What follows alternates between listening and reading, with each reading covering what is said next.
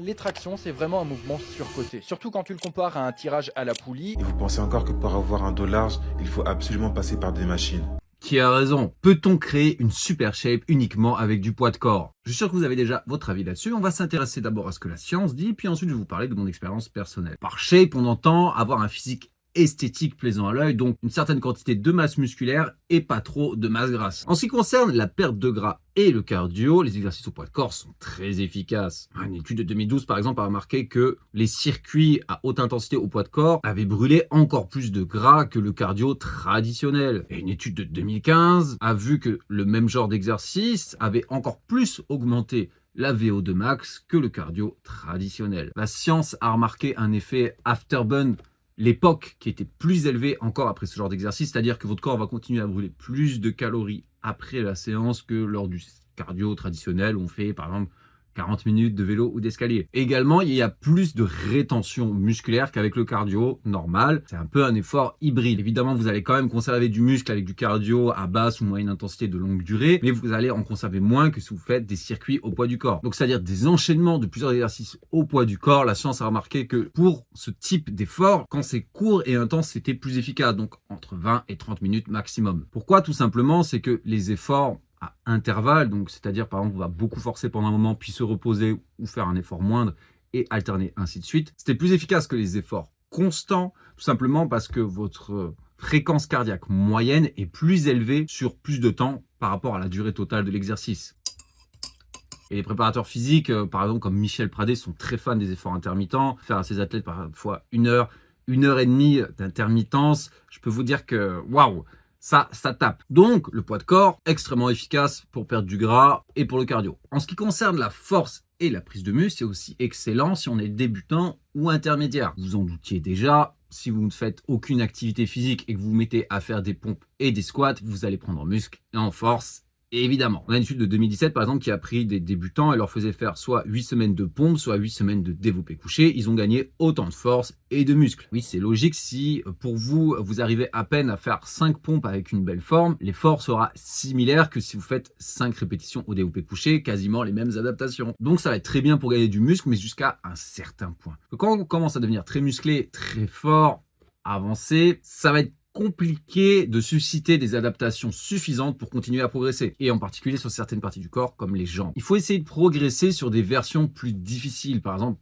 passer des pompes aux pompes inclinées, les pompes la tête à l'envers. Au début on fait peut-être des tractions sous la table, après des vraies tractions sur une barre, puis des muscle-up, essayer des exercices unilatéraux, rajouter du tempo, etc. Mais quand même à partir d'un certain moment, on va se retrouver limité, soit on n'a pas la technique, soit on va essayer de compenser en faisant plus de volume. Par exemple, je me souviens toujours d'une séance qu'on avait faite à 800 air squat, 120 pompes et 70 tractions. L'enfer! Et malheureusement, ce qui est sûr et certain, c'est que même cette séance, tout aussi horrible soit-elle, avait probablement eu moins de bénéfices hypertrophiques que une séance classique de jambes à la salle. Donc on peut très bien gagner du muscle et de la force, mais surtout si on est débutant. Et c'est ce que j'ai pu remarquer moi-même avec ma propre expérience ou à travers mes coachings. Par exemple, pendant le confinement, on n'avait pas le choix, pas de salle de sport, ça faisait déjà quasiment 10 ans que je m'entraînais, et là c'était la panique, oh mon dieu, je vais perdre tous mes muscles, je vais perdre ma force. Qu'est-ce que j'ai fait au début? Soit j'allais dans le jardin faire des entraînements, j'allais sur WODwell, qui est un site qui regroupe tout un tas de WOD de CrossFit. Je choisissais des WOD uniquement au poids du corps, j'en prenais des élites et je m'arrachais la tête. On allait dans des parcs avec des collègues, se faire du mal, c'était très fun. Notre cardio a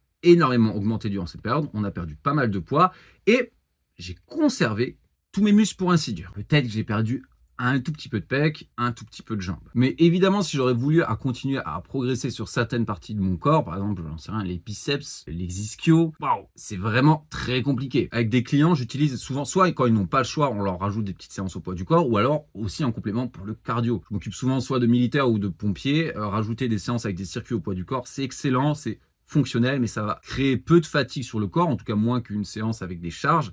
Et c'est quand même excellent pour travailler le cardio, perdre du gras et un petit peu de renforcement. Quand on va voir des athlètes de street workout en particulier, la plupart ont une excellente musculature, on va pas se cacher, des énormes dos, des énormes pecs, des bons bras. Et c'est normal parce qu'ils font une tonne d'exercices de pompe tête à l'envers et de dips et de traction, de muscle-up. Ils en font des tonnes, 5, 6, 7 fois par semaine. Le volume total fait que ça va compenser la charge. En général, on va remarquer souvent que les jambes, s'ils ne font pas, par exemple, des squats en plus à côté à la salle, c'est pas ça. Pour avoir le meilleur physique possible équilibré, ça va être compliqué parce que passer un certain niveau, quand vous voulez être avancé et avoir le meilleur physique, le nombre de séries, le nombre de volumes d'exercices, de répétitions au poids du corps que vous allez devoir faire pour créer un stimulus nécessaire pour l'hypertrophie, il va être tellement grand que vous allez créer trop de fatigue. Donc soit ça passe parce que par exemple vous sous-entraînez le bas du corps, donc ça vous laisse plus de place pour entraîner le haut du corps, soit vous n'allez pas progresser. Comment déterminer si un exercice est optimal pour vous pour l'hypertrophie? La recherche s'accorde qu'il faut au moins 30% de son maxi comme résistance opposée à nous pour être dans la bonne zone d'hypertrophie. Grosso modo, si vous arrivez à faire entre 5 et 30 reps à l'échec ou près sur un exercice,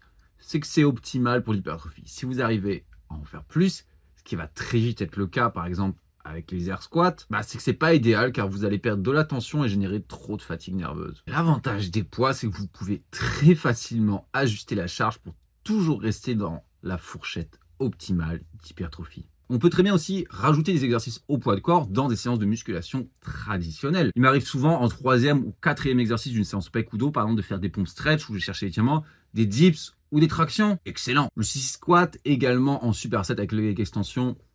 Un délice. Les Nordic curls que j'utilise pour les ischios, extrêmement difficiles. Tout simplement des bons vieux exercices d'abdos, des relevés de jambes, etc.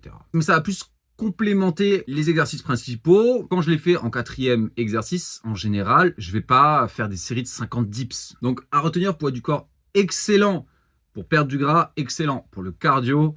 Pour le muscle et la force, ça sera plutôt à réserver aux débutants, voire intermédiaires ou en complément. Et si vous voulez un bon programme au poids du corps ou même à la salle pour les débutants, j'ai sorti avec mon ami Brian un e-book Summer Body. Donc dedans, en plus d'avoir un guide de la nutrition et dans l'entraînement, on a un programme pour les débutantes sans matériel à la maison, un pour les débutantes à la salle et un pour les expertes à la salle. On l'a conçu spécialement pour ça, pour avoir une super forme cet été. Alors oui, je sais que vous, l'immense majorité d'entre vous qui me regardez, êtes des hommes, mais si vous avez des sœurs, des copines ou des femmes qui seraient intéressées, pourquoi pas aller leur en parler ou tout simplement pour me soutenir afin que je puisse continuer à faire plus de vidéos. Si vous avez d'autres questions concernant le poids du corps, peut-être comment structurer vos séances pour cibler plus le cardio ou l'hypertrophie à la maison, n'hésitez pas à poser en commentaire. Comme d'habitude, je me ferai toujours un plaisir d'y répondre. Si vous avez besoin de coaching personnalisé, de programmes personnalisés, d'un suivi complet, n'hésitez pas à me contacter par mail ou sur mes réseaux. Et en attendant, je vous dis à la prochaine.